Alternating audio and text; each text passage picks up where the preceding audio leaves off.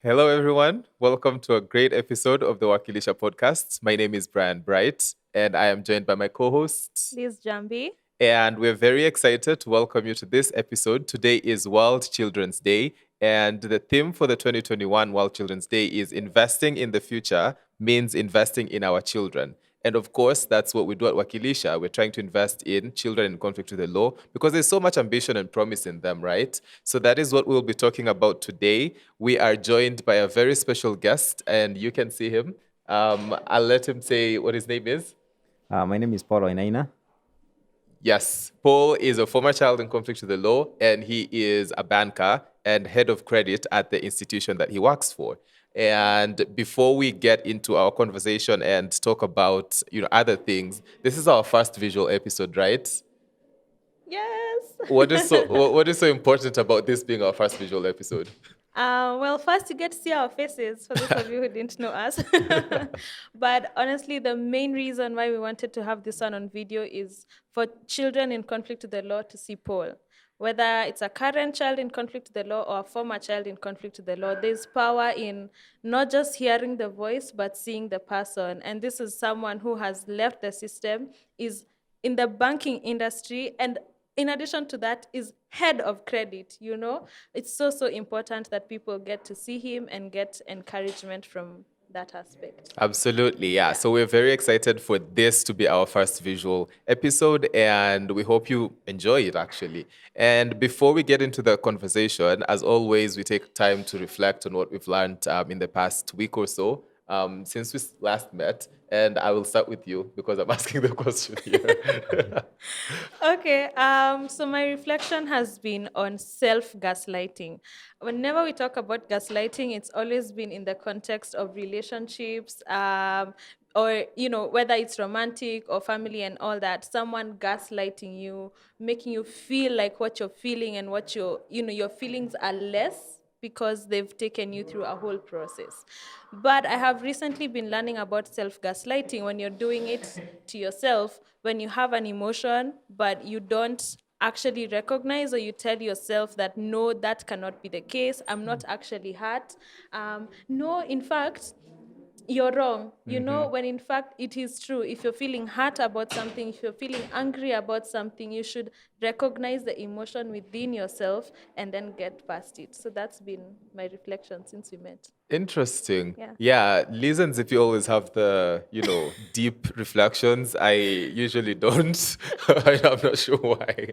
But okay, so my reflection is the past few weeks I've been taking a course on an online course on just governance and leadership. And it was interesting to learn how, things that I thought I was doing out of, because I thought were my job were actually not my job. And I was micromanaging. And you're just getting to know this is your responsibility, and do not try and go over and above it because you think you're helping someone. You're actually micromanaging. Let them do their job and do yours. And yeah, that was very interesting to learn. Oh, wow. Can Yeah. I add on to that? Of Because course. it's so important as a leader, and I'm sure, Paul, you can agree as well, that when you start going overboard, then you actually make your team less productive because you're also making them feel like they can't do the duties that are supposed to be there. So Yeah. that's something I've interestingly been learning as well. So we're getting to the juice of the episode, right?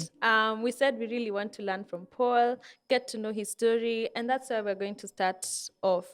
Paul, I've heard your story. It has really inspired me, so I can't wait for everyone else to hear. Please share, how did you get into conflict with the law? What was your experience through that entire journey? And perhaps even how did it affect your family?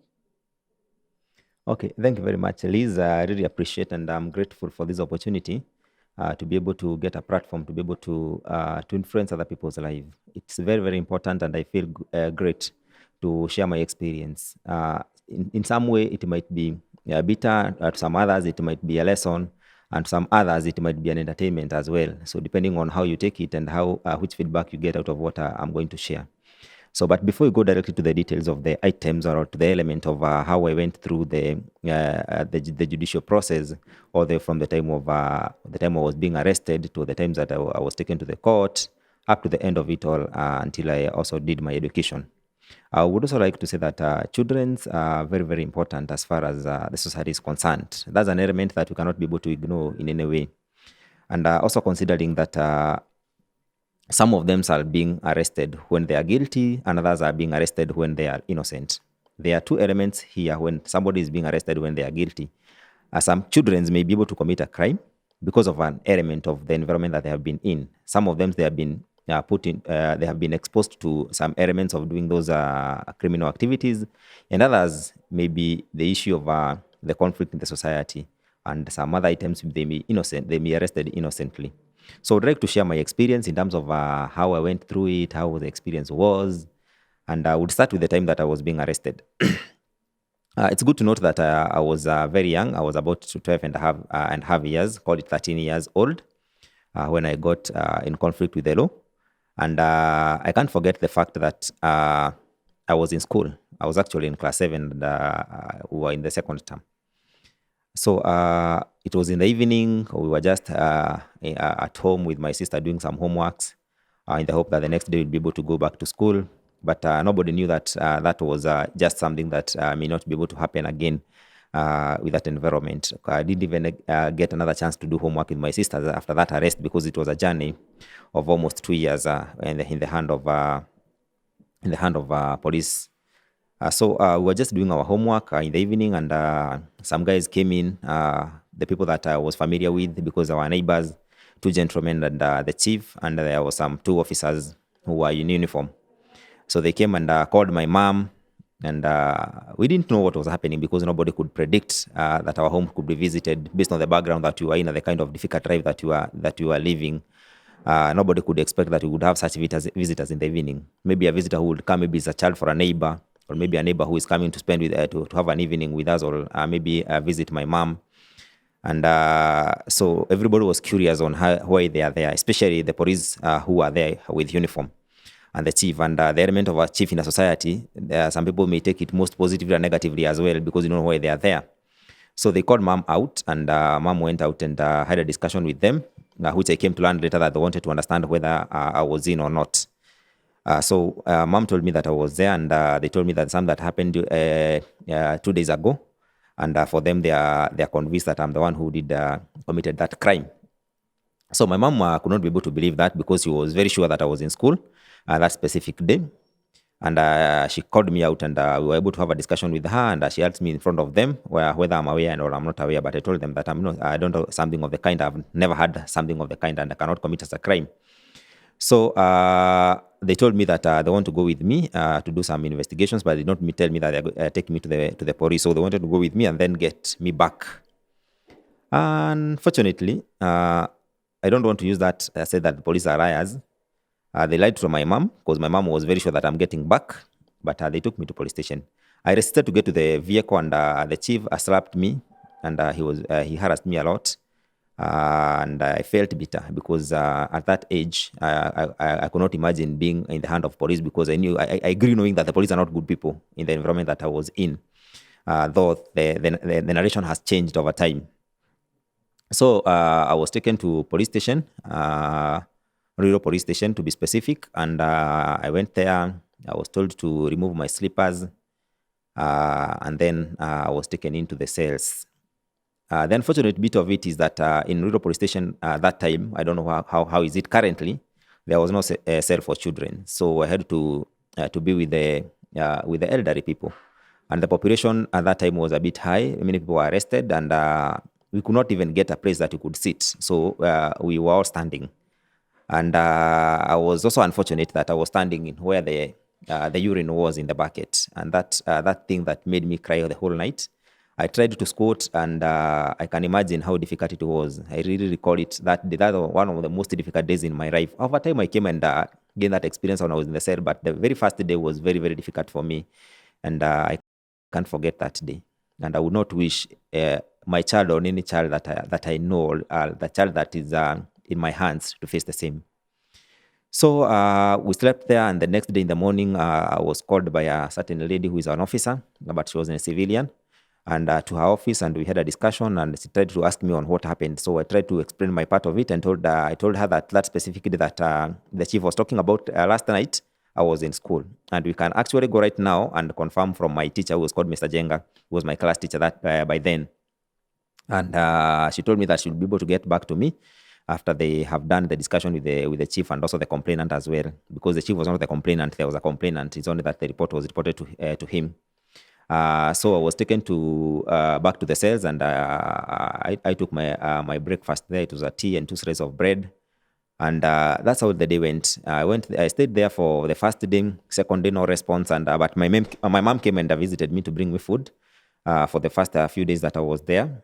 But unfortunately, I was not taken back to school to go and do the to go and check.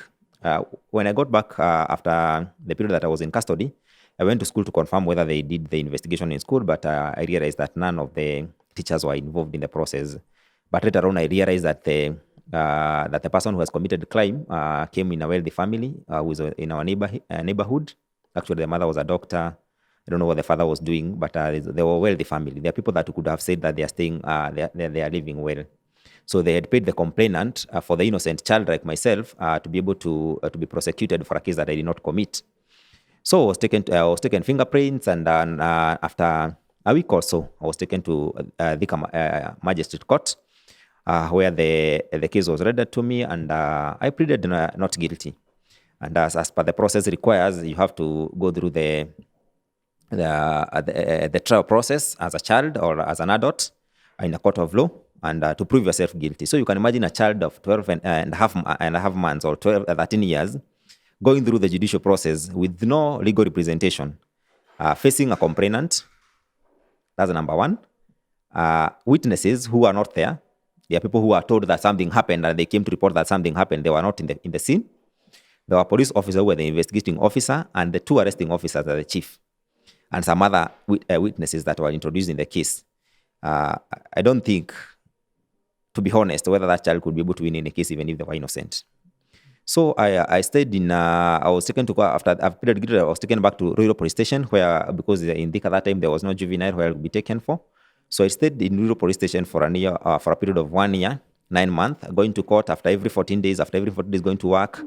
And it's good to mention that when it came to the days of hearing, complainants were not coming to court. So every time that I go, either the prosecutor will say that the file is missing, or the complainant is not in today, so they book for another date in the future. And that future was not less than 3 months in the whole trial process. So you can imagine now going for another 3 months waiting for a hearing date. But thank God that everything went to the end, and we were able to face the complainant and the witnesses with the written knowledge that I gained in the cells. But maybe I also mentioned something that I would not wish other children to face. Now that we're talking about a child and a judicial conflict or conflict with law.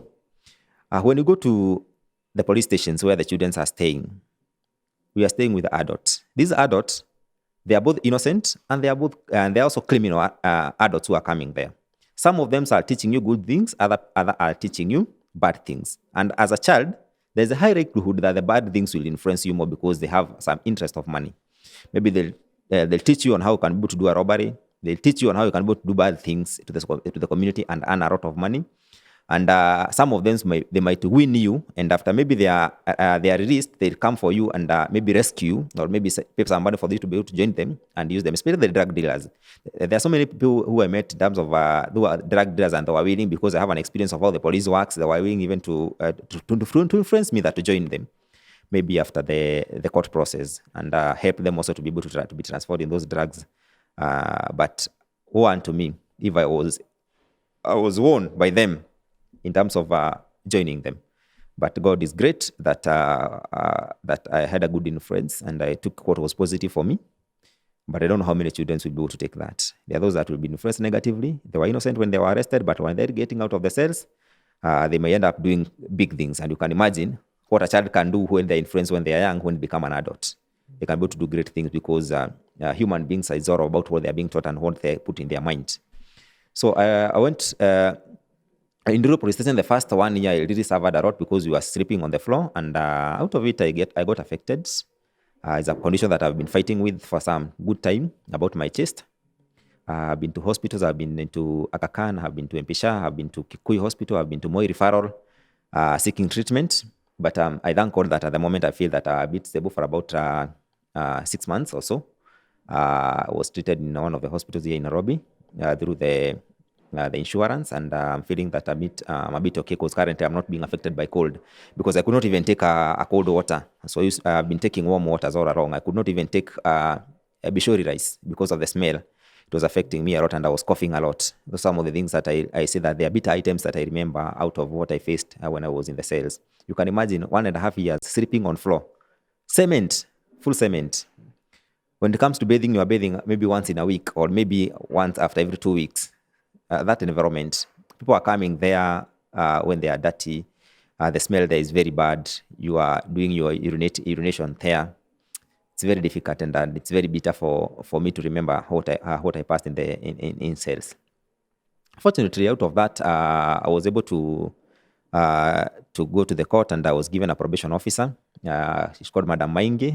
Currently, I'm still working under the same unit of probation and aftercare service. She was kind enough to be able to take her time rather than the way the police did the investigation. She was kind enough, and she was able to go to the ground and try to find out what happened to the society, and realize that actually I was innocent, and I was arrested innocently, because everybody in the community could be able to tell that I was innocent, because the complainant had shared that information before they got paid with other people in the community. So everybody knew that I was innocent when I was arrested, and they were so bitter about that family that made me arrested. And but they could not do anything because I was arrested. My mom could not be able to give me the bond that I was given for 50,000, or maybe a surety of the same equivalent, and I ended up being in custody for the hands of police for those 1.5 years. 1 year 9 months, actually, not 1.5 years. It's 1 year 9 months that I was in the hands of the police. So when I was given the probation officer, she went to the ground, and she was able to find that I was innocent. And out of that, she came and called me in the real police station, and we had a long discussion, which took almost 2 hours, having a discussion, trying to understand me and try to evaluate whether I have been influenced negatively or positively. And she found that I had influenced positively, because I told her that I want to go back to school. She asked me whether I would like to do, now that I've wasted 2 years not in class, whether I'll be able to go for a workshop or go back to school. But I insisted that I wanted to go back to school, because I knew that education will take me far. At that age, I would not wish to start the coursework, but because I knew that I was a bright child. So I had seen that I want to change the narration of how that family was, because I was brought up in a background that was not very good. But my mom worked hard to ensure that at least we were able to put something on the table. So she went back and gave a report, and I was taken back to police to the Magistrate Court, and she read my report, and I felt so bitter when she was mentioning on what she observed on the ground, because I know that this is the only person that has really understood me since I was arrested. Nobody else could understand me in that area environment apart from her. So the ruling was done, and I was put under probation for a period of 1 year, where I was supposed to be taken in a probation hostel. Currently, I think there are 4 in Kenya, and I was taken to Eldoret. But before Eldoret, I was taken back to home to go and say hi to mom. But that was another difficult time when I realized that my mom has been sick for a good time, because we just found her outside under a mango tree sleeping. And I felt so bitter, because I knew that maybe for the next 1 year I'll not be able to see her, that I have been seeing her. I tried to ask whether the probation officer can be able to allow me to stay at home for some time, maybe as I observe her health, and I try to give the best that I can, because the other siblings were in school. Maybe I stay with her for that time that I'm not in school. But unfortunately, the law does not require that, so it was not possible for me to do that. So I had to go that evening with her, and I was taken to Makadara probation hostels along Jogoo Road, where I stayed there for the night. And then the next day I was taken to Eldoret in Kimombo probation training hostels. And that's where I stayed for about a month, and the management there asked me whether I want to go to workshop or back to school, but I told her I want to go back to school. So I was taken to a primary school, back to class 7, where I was. Remember that I already wasted 2 years. I started that in the year 2004 and 2005, sorry, and I joined second term. So I was not able to do well that term, because I had a lot to catch up. And also that time was not able to catch up and I was supposed to repeat class 7. But I requested the headmaster by then, Mr. Juma, to allow me to do an opener. We called it an opener exam with the class 8 pupils. And if we passed that opener, he allowed me to go back to class 8. Fortunately, he was willing to allow me to do that opener. And I took my time during the holiday to read, and I read a lot. And miraculously, I can't say that it's miraculous. It's just through God that I became position 7 in that exam, being position 43 out of 44. In the final exam that we did in class 7, I became position 7, and everybody was happy, and they allowed me to get back to class 8. And that marked the journey that I celebrate today, because the graph went upwards until the highest score I've ever got in my primary school level was in my KCPE. And that's something that I usually say that it's out of willingness and out of the influence that I had with the management of probation hostel. They were able to provide me resources, and they were able to pay for my fees. And I worked hard to ensure that I don't fail them, and also don't fail my mom, because I promised her that I will work hard. I went to high school also, who's at the school.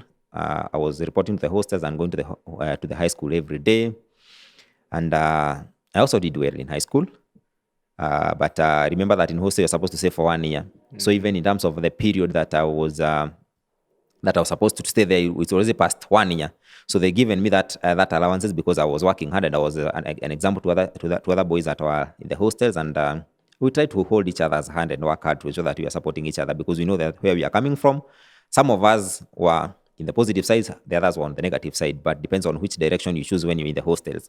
Others succeeded, others they did not succeed because maybe they were not able to follow the right directions in terms of the instruction that were given. Life there was not easier. It was difficult. I can also say that life there was difficult because you had to pass through some other processes that maybe will not be able to wish to share to this platform. But I can say that if you are positive and go to the hostels, you can get assistance. But if you are negative, then you have to face the difficult part of punishment, which I tried to avoid a lot. So I did my KCSE in the year 2010, and I passed. But now the management of the hostels told me that the probation unit is not willing to support me anymore, and I had to look for ways to get back to campus.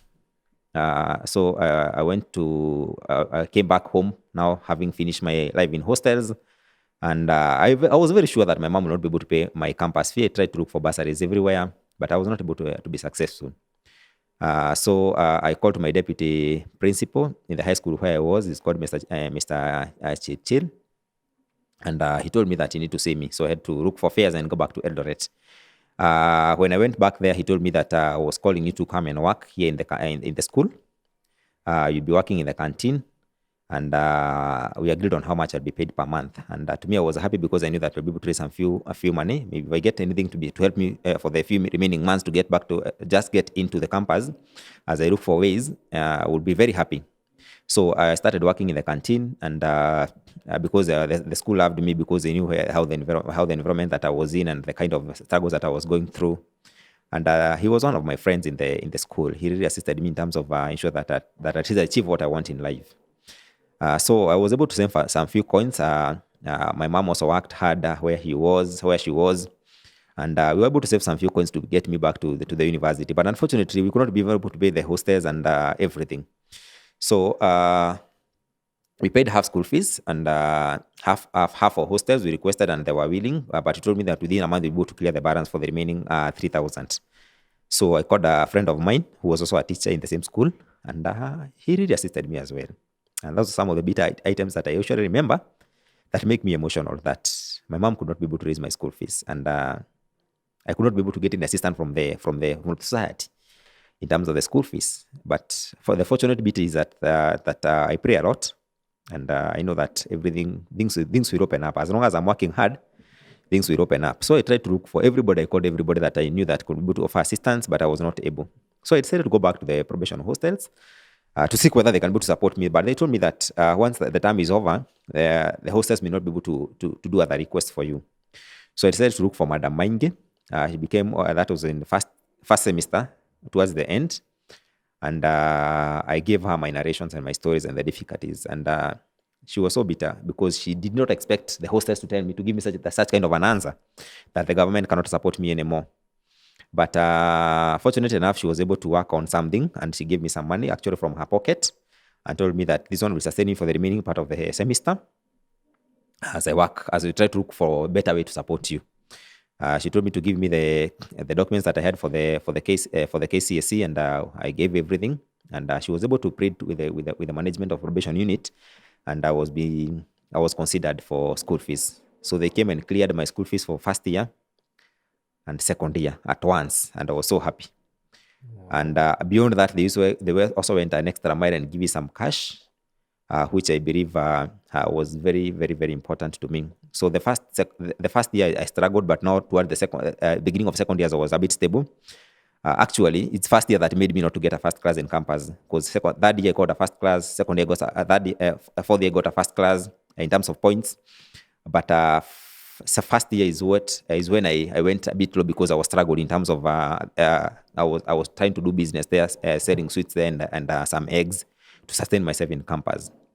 But I thank God that I scored what I scored. I had a second class upper. I did entrepreneurship and small business management in Chuka University, and I graduated in 2015.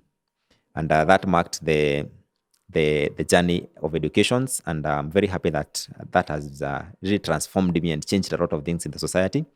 And I'm not the person that I was when I was in CICL. I've tried to help more children as far as I can, because I know the bitterness of going through that process.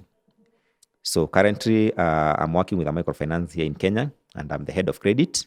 I can say that I'm earning well. I cannot say that I'm not earning well, because if I did not go back to school, maybe I could be in the society taking alcohol, like the few friends that I know that I have. Or maybe I could be a bother to the society. I could maybe be a thief or somebody who is very bad because of the influence that maybe I've got in the cells. But I thank God that the probation unit was able to support me. And I promised them that I will not fail them. I'll give the feedback, give the best that I can to the society. And that's why I'm willing to share my experience with the society and help where I can be able to change some life. Because I may not be able to do that financially, because I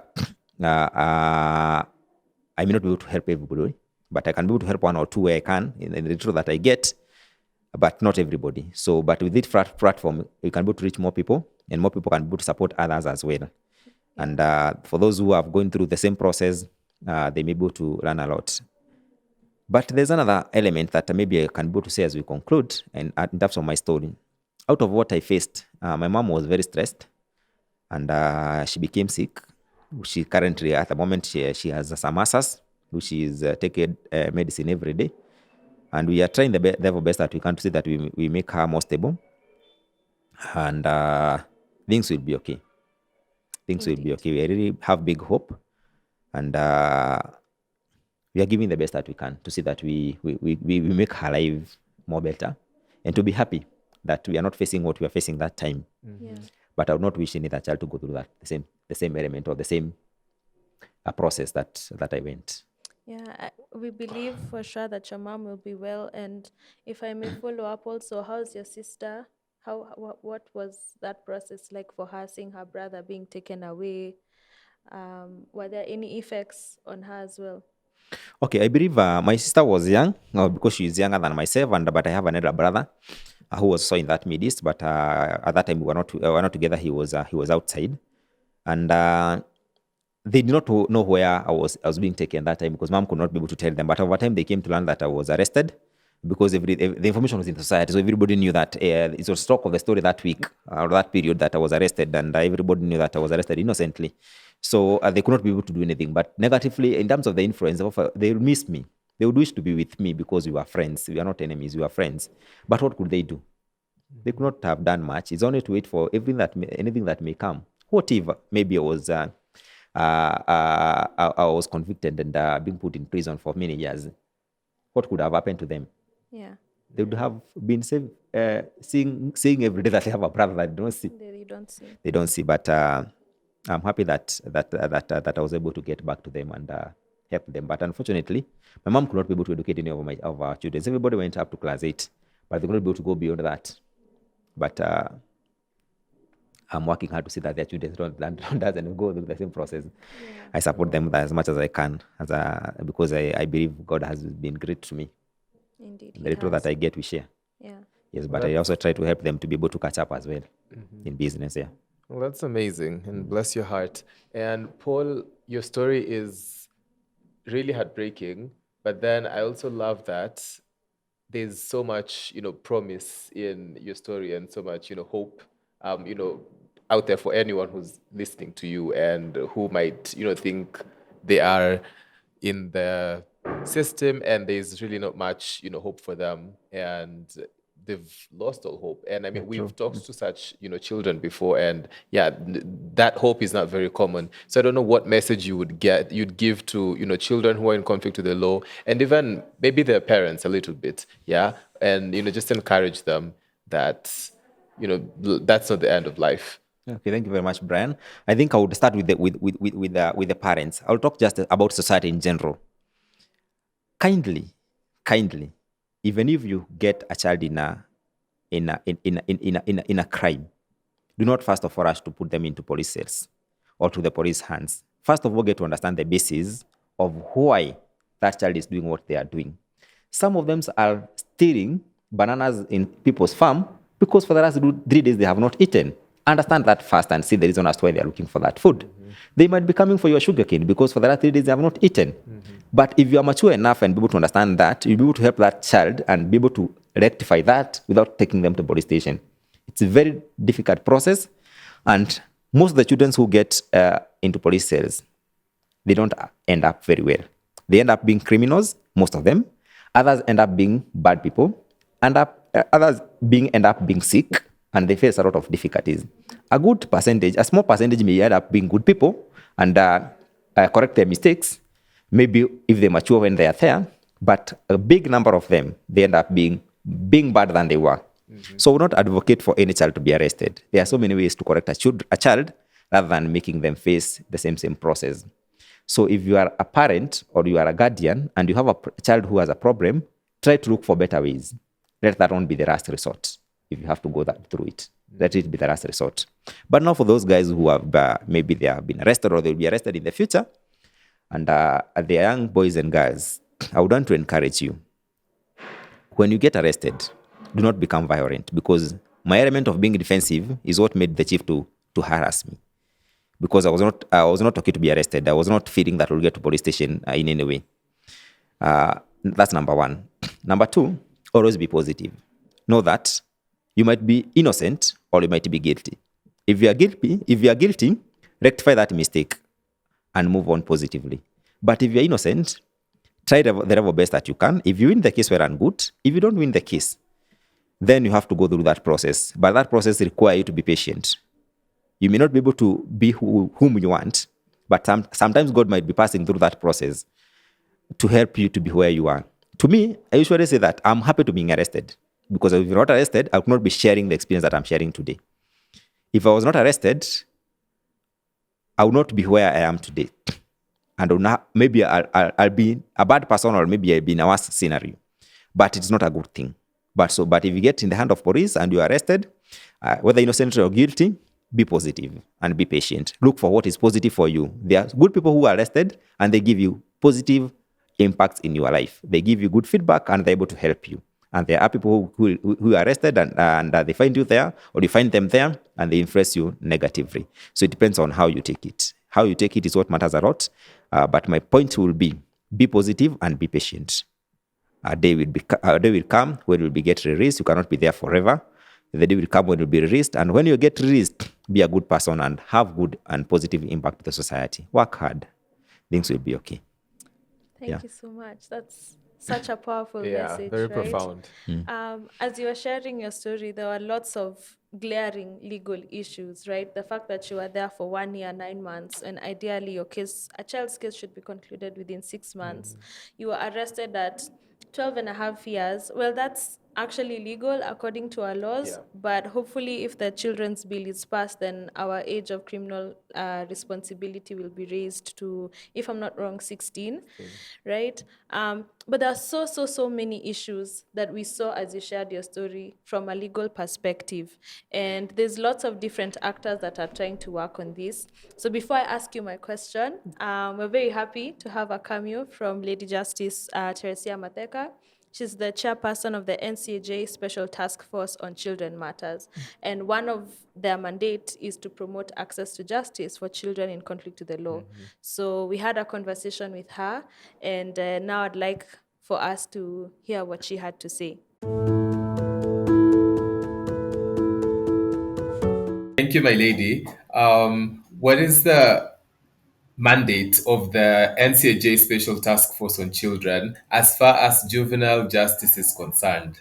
Thank you very much. The Special Task Force on Children Matters was put in place in 2016 by the now retired Chief Justice Willie Mutunga with a broad mandate to examine the systems, the child justice system, and the place of the child who enters the justice system. The reason being that it was noticed that we have very good laws. We are signatories to the international instruments on children matters, but children still fall through the cracks, and especially children in conflict with the law.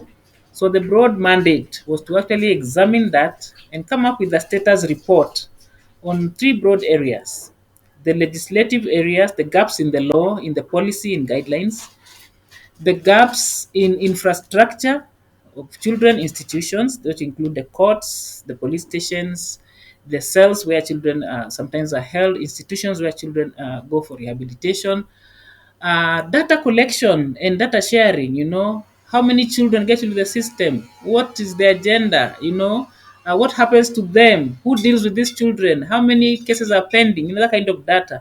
How do we share and preserve data on children? How can data help us to give access to children? And then what about the collaboration among the stakeholders? Because it was clear that a child passes through a whole system, from the community when they offend, through the police, the courts, probation, Department of Children, up to prison, through the DPP, through prosecution, up to the prison institutions and the rehab institutions. That system, how does it collaborate? So the task force was to come to look at the gaps and come up with recommendations. And at the same time, even as it was doing that, to see how it could fill in those gaps as it went along. Yeah, so very broad mandate with 16 TORs covering a whole range of subjects. But the main one, how do we deal with the situations that allow a child to fall through the cracks of the justice system and they find themselves not getting the services they were supposed to get as they went through the system? Thank you. Thank you, my lady. Everything you just said is music to my ears as someone who's studied the ideal situation in theory, and hopefully we get to see all of these things happening in practice, and it's up to us. Maybe there's someone who's listening and wondering, but why should we do this? Why should we care about children? And there's people sometimes who say if a child is in conflict with the law, then it means that they have done something wrong. But why is it important that we talk about them, that we ensure that even as they're in conflict with the law, their rights are met? Thank you. That is such an important question. We call them children in conflict with the law. I remember one provincial children officer, now he's retired, he's called Mr. Yusuf, would say, children don't get into conflict with the law gets into conflict with the children. I don't know. That was his view. But when children offend or children infringe the law, it means there is something that is not right within the system, within the society. Why am I saying this? Even when you look at our systems, even now, you will see that no system was ever put in place for children to, within the justice system. There wasn't. Look at our courts. Look at our cells, holding facilities. Look at all those. Even if they exist, you can tell that they were really not meant for children. They were not designed for children. But why is it important? Because the first place is that any child who offends is actually a child who is saying, I need care and protection. I need care and guidance. I need, there's something the child is missing.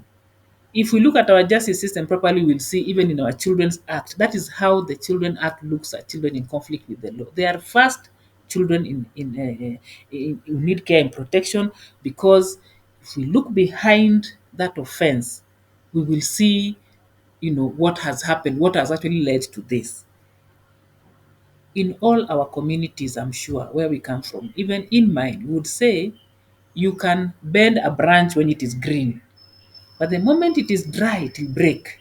So similarly for children in conflict with the law or who infringe the law, we can actually change them as they are young. As they are getting into this delinquency, into breaking the law, we can actually change that. We can make them better people. So why is it important to be able to rehabilitate them? Deal with the situation that is making them infringe the law, and two, reintegrate them back to society to be able to grow into adults who are responsible and who can uh, contribute to the development of our society. And of course, three, when they go through the system, we should also do it with respect to their human rights, to their human dignity, so that they too learn to respect the rights of other people. Because the justice system exists to protect and enforce the rights of people. So if children pass through the same system, then it is important for us to also do it for them. Respect their dignity as human beings, respect their rights as children, so that when they come out of the system, they know that even though I committed a crime or I was in conflict with the law, I have an obligation also to respect the rule of law and respect the rights of other people.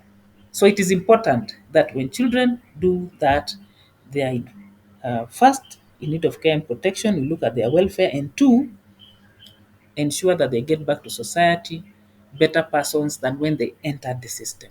So it's very important. Thank you for your time. There's something powerful you said. Thank you for recognizing your power as you sit in that courtroom, that whatever decision you make has a very huge impact on this person's life. And thank you also for fostering collaboration. We've been saying a lot on this podcast and even in other forums that we've been together, how important it is for all of us to work together as opposed to operating in our different silos. So thank you for recognizing that as well, for Yes. inviting us to work together, which we're definitely keen on doing. And in fact, we hope to have you on a full Yes. episode where we're just Yes. speaking with you come season 2. Thank you. Anytime.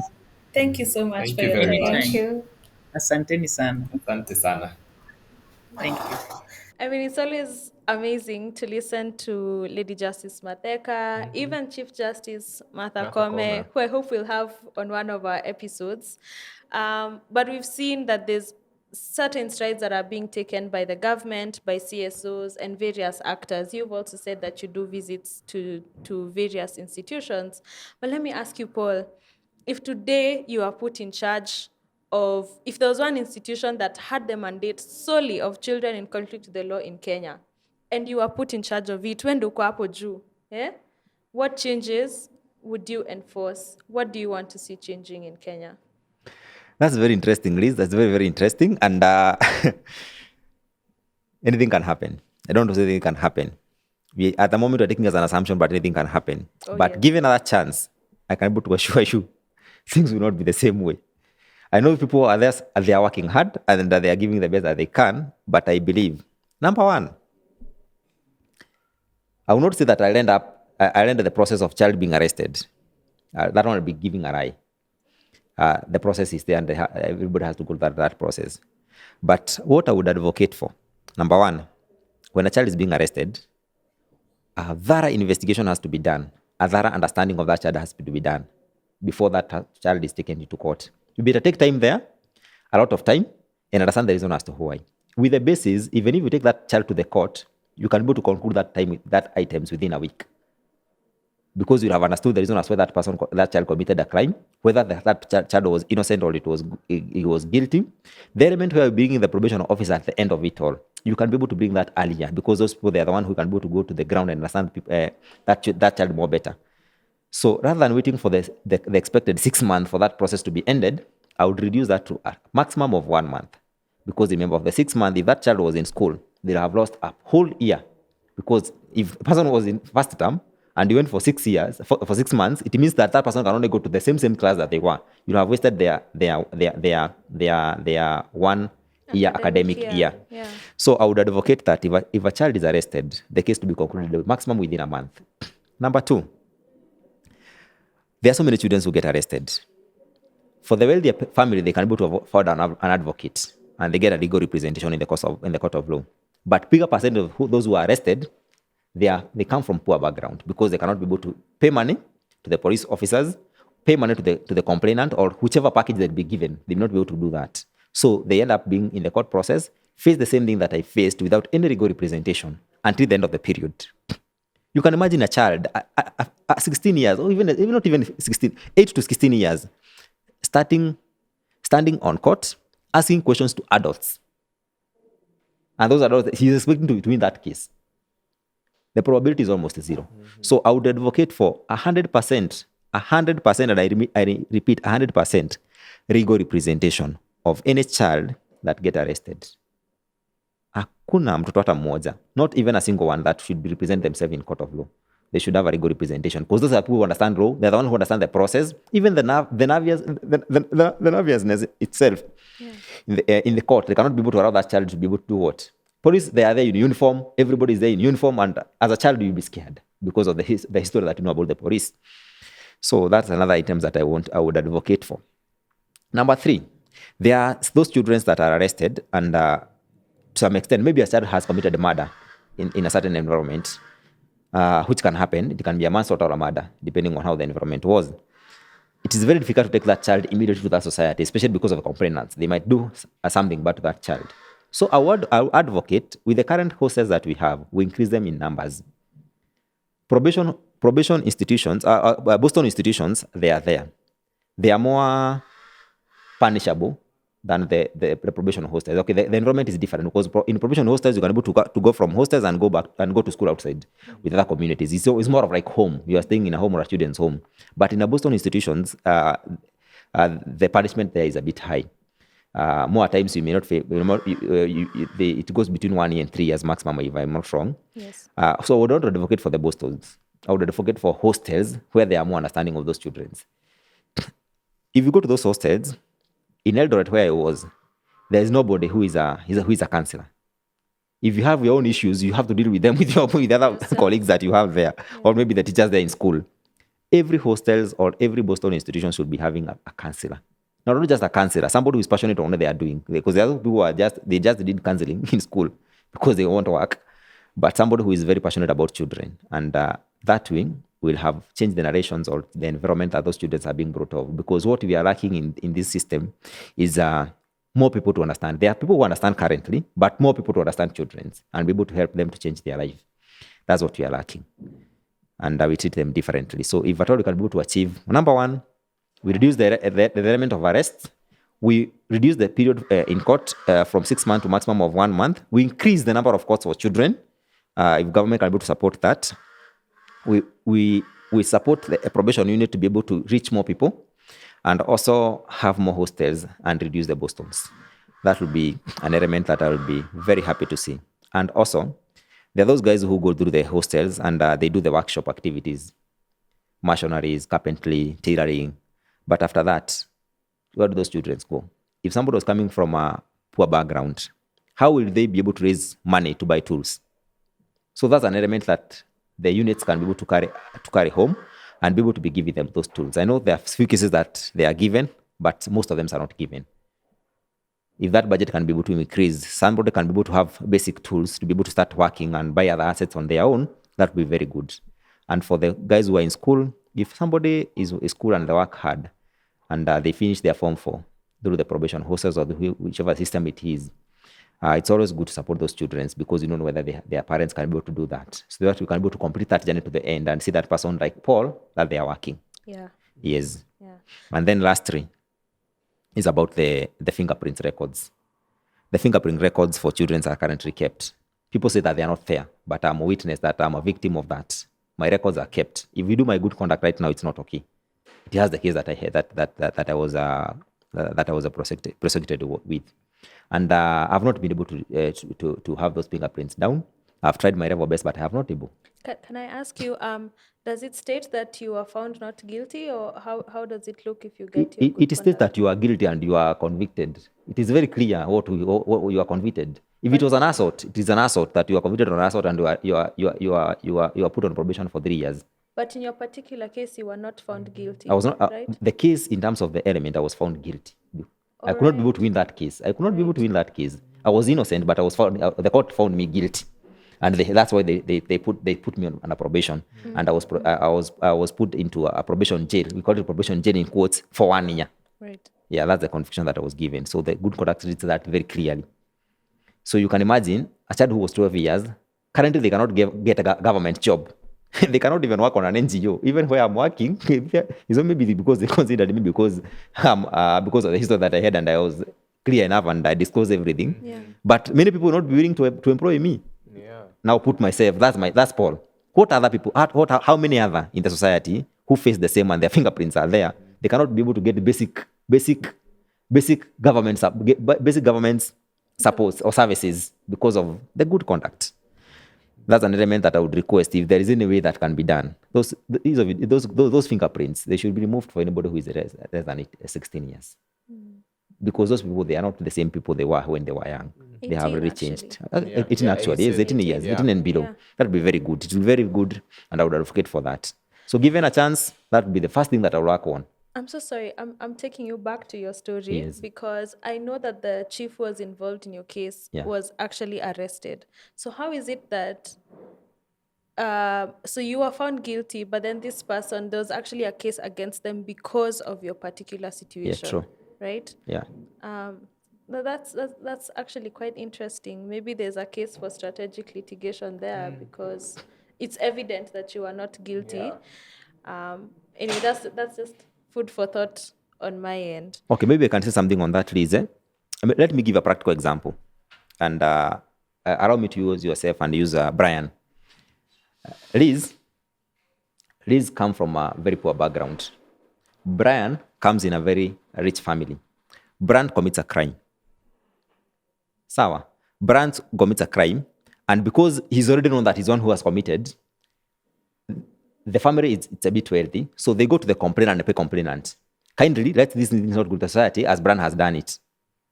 Let Liz be the one who has done it. Liz gets arrested. Chief along the way is paid. Unfortunately, the chief who arrested me is late, but I gave him feedback when I was released. When I finished my campus, I went to his office and gave him feedback properly and telling me that he did bad. I gave him feedback and he apologized. But unfortunately, he's late at the moment. So that's what happened. But now, Brian's continued doing the same thing that he was doing in the community. When I was in police custody, the person who committed the actual crime did the same thing. The mother paid again. But unfortunately, the mother also died. That's the unfortunate bit before the boy changed. But he continued with the habit is created. So he committed the same habit, and currently he's in police custody. Currently he's in Thika remand, undergoing a process of the same thing that he has been doing. So you can imagine the unfortunate bit of it. That boy has not changed. He has not changed. At the moment, he's a mature person. He's a father, but he has not changed. Wow. So you can imagine any other child that is influenced with that environment and they get arrested because of things that did not commit. Yeah. I'm positive because I got assistance and I got where I am. But if I did not got assistance, I could have done bad to that guys. I could have revenged. I had the chance to revenge. I had run a lot of tactics in terms of the things that I could have to do to revenge. But if my mind was negative, I could have done that. But and power to you for making all these positive decisions without any counseling services. Yeah. These are your own decisions. And as you were saying, speaking to children in conflict to the law, I think that's also something like stand your ground, remember your values, and make a good person off of yourself. There's so much power in your story. Again, thank you so much for sharing. On this podcast, because the conversations we have are very hard, they're sad. We try and make sure that we leave people on a happy note. Ordinarily, we'd have had jokes in the middle, but we also appreciate the gravity of your story. So what we're going to do now is we're going to play a game. We want to get to know you. We have seen you as Paul, former child in conflict to the law. We've Yeah, seen yeah. you as Paul, chief of credit, But now we want to know, is there another side of Paul? So Bright is going to take us through a game. It's Okay. going to be a quick fire round of questions to get to Yeah. know each other. I will not go first. Yeah, Paul, I'm sorry you have to go first because I can't go first. Okay, great. Yeah, so I'll ask, I have some questions here, very random. You just have to, and some of them are very stupid, but that's the whole point of the game. And you don't give it much thought, just, Answers. Just- Oh, should I be timing? It's supposed to be a minute, right? yeah, let's see how many you can answer in like 45 seconds. 45 Yeah. seconds because of Okay, time. okay, that's okay. Let's make it 45 seconds. So yeah, tell me when you're ready. Yeah. I'm ready. I am ready. Okay. Your time starts now. Okay, Paul, what's your favorite day of the week? Monday. What's your favorite holiday? Christmas. How long does it take you to get ready? 30 minutes. At what age do you want to retire? 40. Dusk or dawn or dusk? Pardon? Dawn or dusk? Sunrise or sunset? I've not got the question. What do you prefer? Sunset or sunrise? A sunset. Okay. Do you snore when you sleep? No, I don't. But I don't know. Yeah, I think that's more accurate. Do you believe in fate? Yes, I did. What's your favorite number? 7. What does a person? Okay, there we go. Okay, great. Okay. Thank you. Okay, Thank great. you. So we've got to know you a bit better. Okay, Liz, just All a right. sec. Should I cheat and start it a bit later? No, you can't. You can. You Okay. cannot do that. I'm a good person.